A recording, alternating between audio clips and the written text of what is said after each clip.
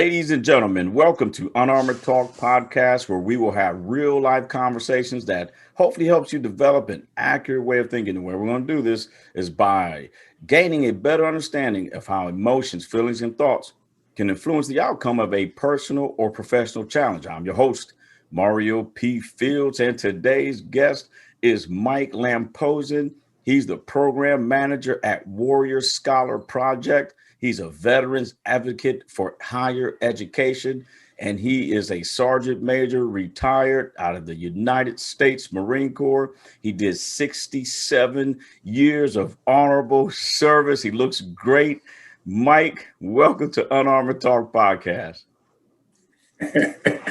Mario P. Fields, earth-shattering, bone-crushing, the motivated extraordinaire, a combat warrior, podcast host, producer, small business owner, family man, Marine, community leader extraordinaire, again, a legend and a giant among giants. Brother, I am humble to be here with you, so thanks so much for the opportunity to be here.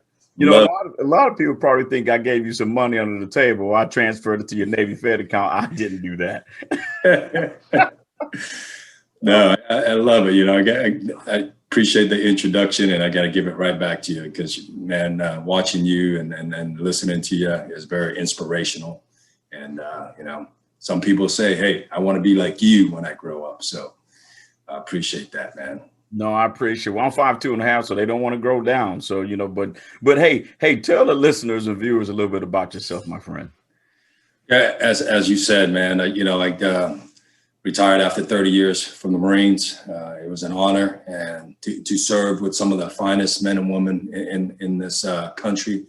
And I'm happy and glad to be able to continue to serve and give back to the veteran community in that working as a program manager for the Warrior Scholar Project, where we help transitioning service members from the battlefield into academia. Basically, you know, you look at it, of the 200,000 service member that gets out every year, about 100,000 would pursue higher education. And, you know, guys like you and I at least for me, I've been out of school for 20, 30 years, and thinking about pursuing higher education can be very intimidating. Mm-hmm. So what the Warrior Scholar Project does is we boost their confidence. We immerse them in that college environment. Give them college successes, seminars, host a boot camp at some of the top 21 universities throughout the nation. And then it's kind of like that boost program that we have, right? Teach them about humanities, analytical reading, writing, study habits, transition from the green side into the college side. So it really, you know, it inform them. And most of all, it builds that confidence and they become a better consumer of higher education. So that's what we're all about. But personally, you know, before that, I'm next to the youngest of 5 brothers and 5 sisters, grown up in a small village, man. But, you know, look at all the necessities that we have today, right? Internet, TV, Wi-Fi, running, flushing water, toilets, and all that stuff. We didn't have all that stuff growing up. So I was running around barefooted. You know, you have to go out and find your own food, right, in order for you to survive. And just a little piece of a personal side in that I remember probably when I was like maybe 8 years old, and it was my turn to take the water buffaloes out to graze in the rice paddies. And I guess I was having a bad day or something. I was being lazy. So I was like, I'm not doing it today. So my brothers started chasing me around, you know, around the village. And then I was trying to duck under some barbed wire, and I got caught up in my eye, got a scar from my eye right here from trying to run away. So needless to say, they got me.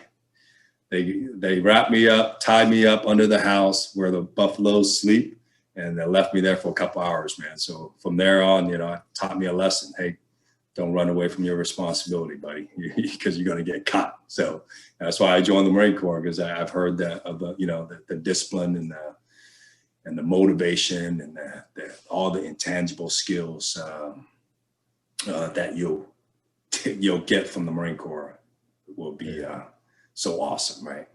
Yeah. You know, so here we are 30 years later, and I'm still happy and proud to be a part of this organization.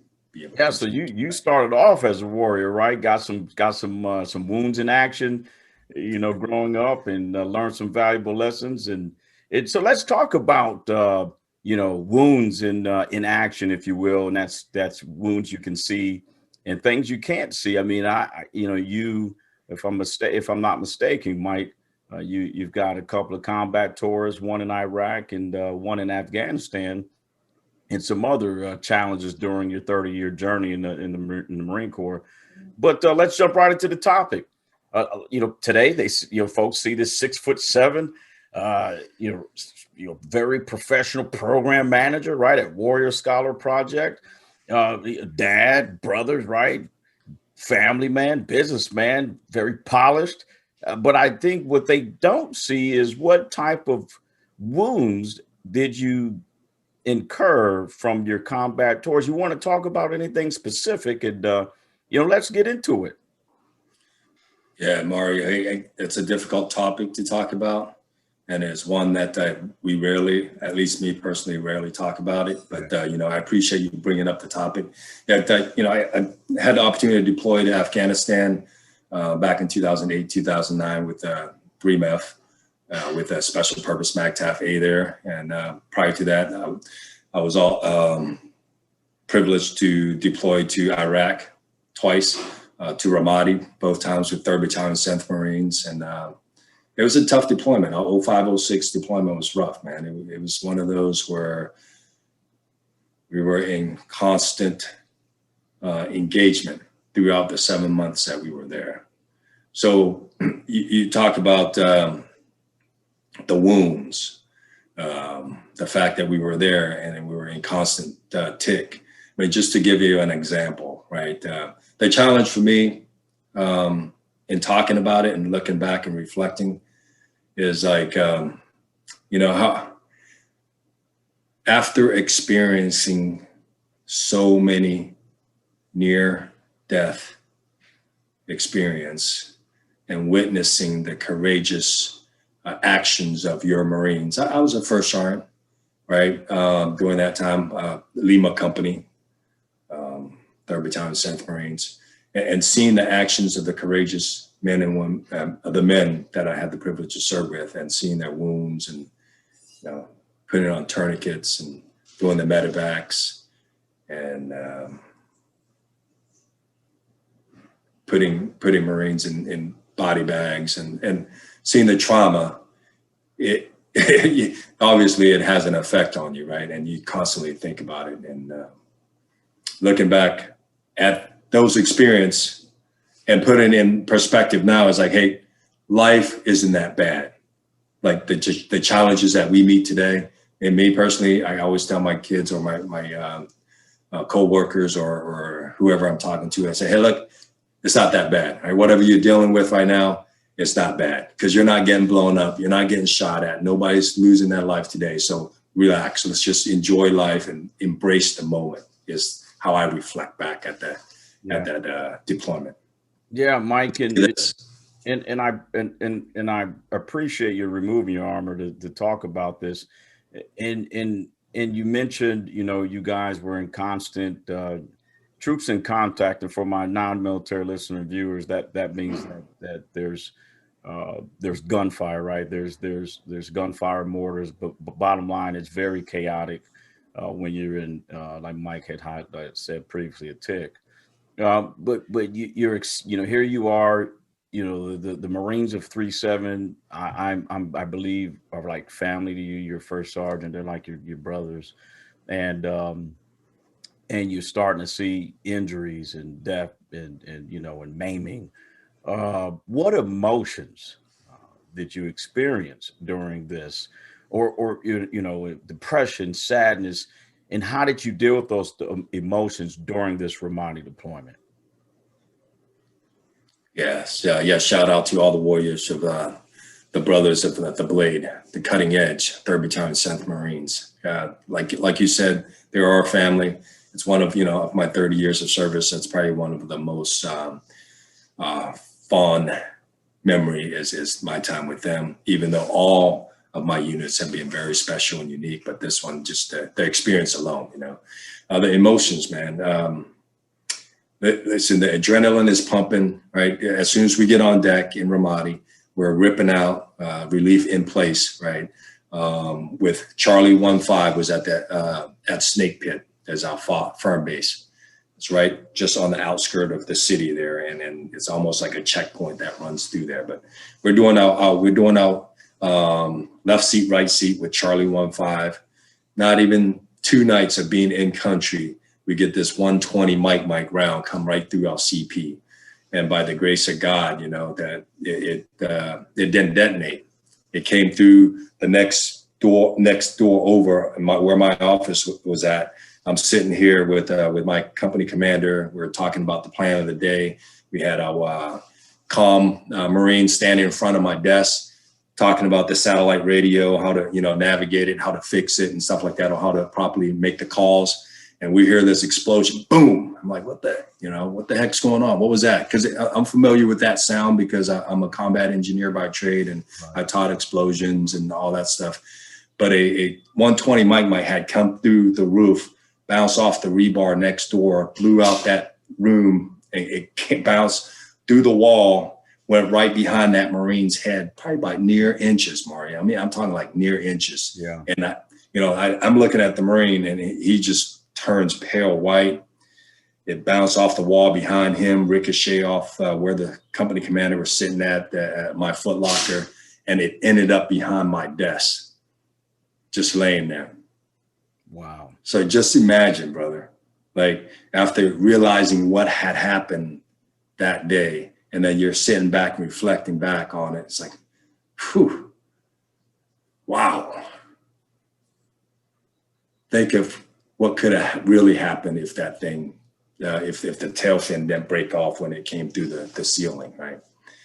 There were just so many incidents of that, right? I mean, the emotion is, man, we were home, like the 5 people in the CP immediate vicinity of it. We wouldn't even be here right now if a miracle wouldn't have happened. Right. I'm talking like, brother, I'm talking like incident like that, where we got blown up with daisy chain IEDs, where Marines, half the Humvees would get blown up, but the Marines would be okay. Right. You know what I mean?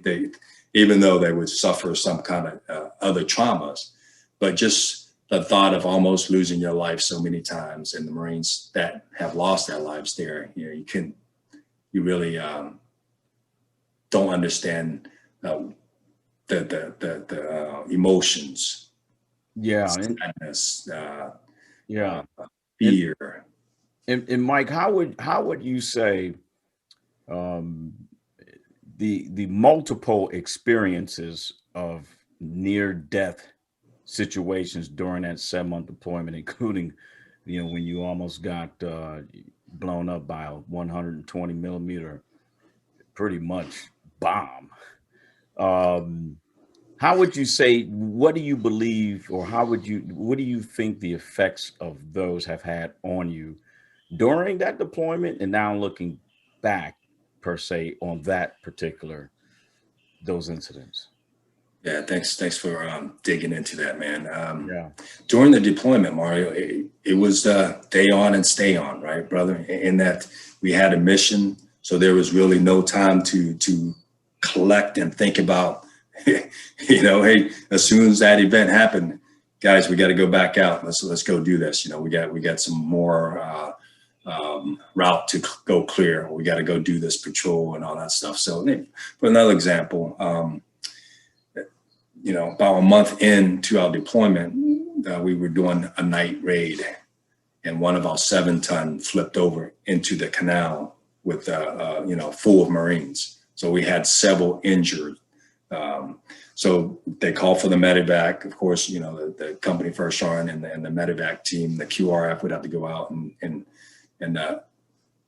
evacuate the wounded. So we get out there, we get hit with small arms fire, some indirect fires coming in, consolidates the casualties. And now we're pushing back to Charlie Med, which is in Camp Ramadi. It's a small expeditionary hospital called Charlie Med. As we're coming back, boom, daisy chain IEDs go off again, blowing out the windshield of the CAS evac vehicles, all of our vehicles in the convoy got flat tires, checked the casualties in the back of the medevac vehicle. Everybody seems to be okay. So we kept pushing. So incidents like that, you go check in on your wounded at the expeditionary hospital, gather their stuff. If we need to evacuate if they need to be medevac out to Germany or back to the States. And then every time you have to, inventory all the gear, and then you got to ship it back to the rear. So it was constant that. So to your point about what was it like during the deployment,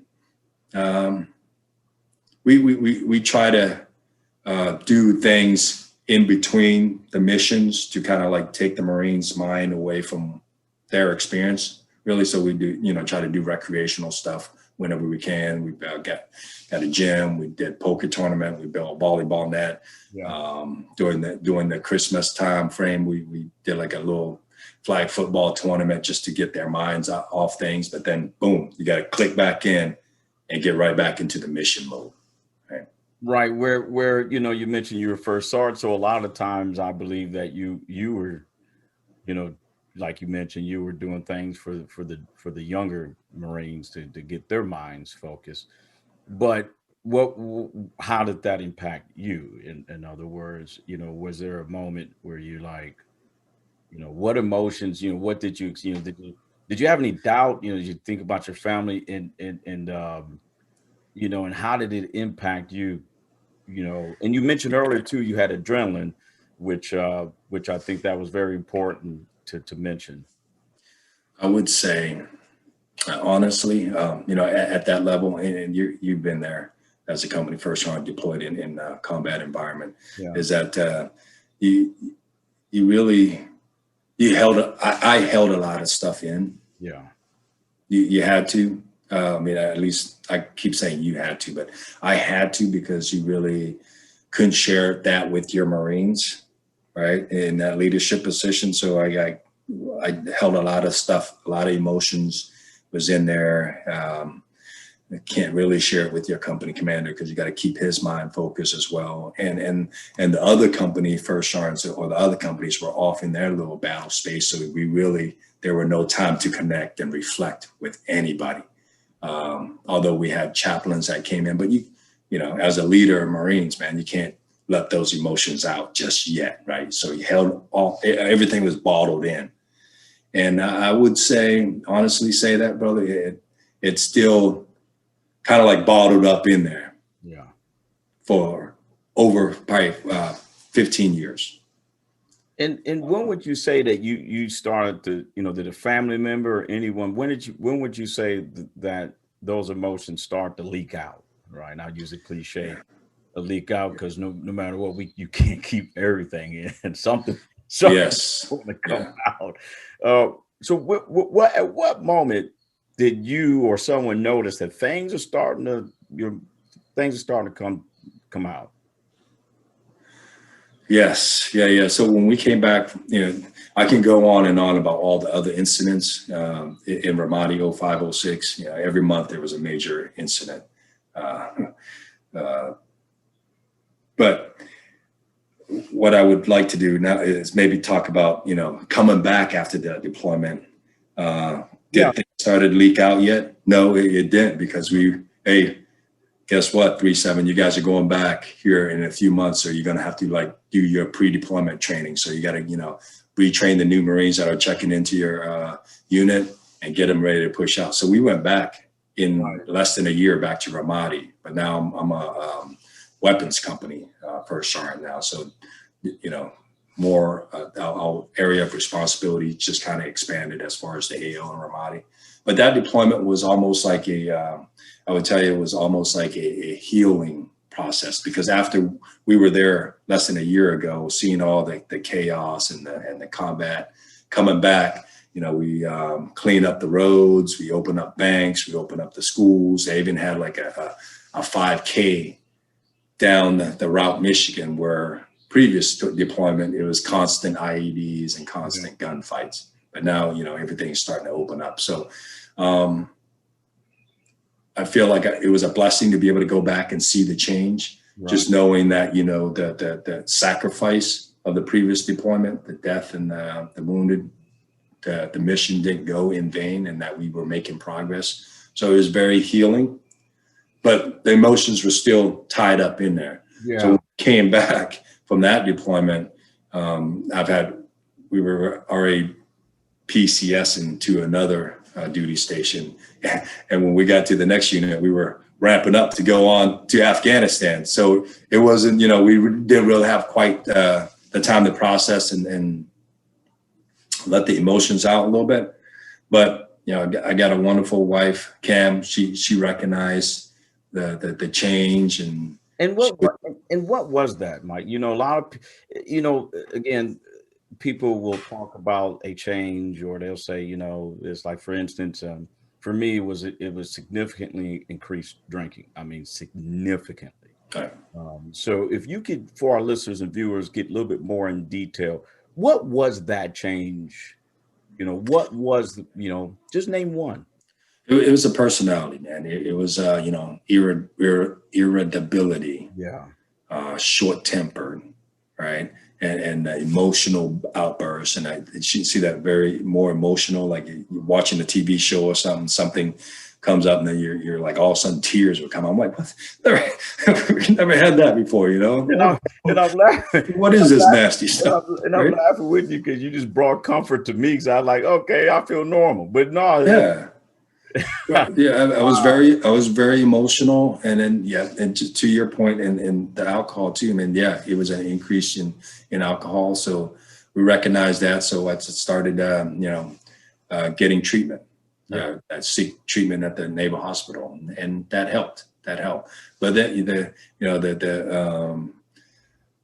the treatment helped, temporary help, but we had to put our packs back on, and we were deployed again. So you didn't really have a chance to let everything out just yet, until like after my last deployment in Afghanistan.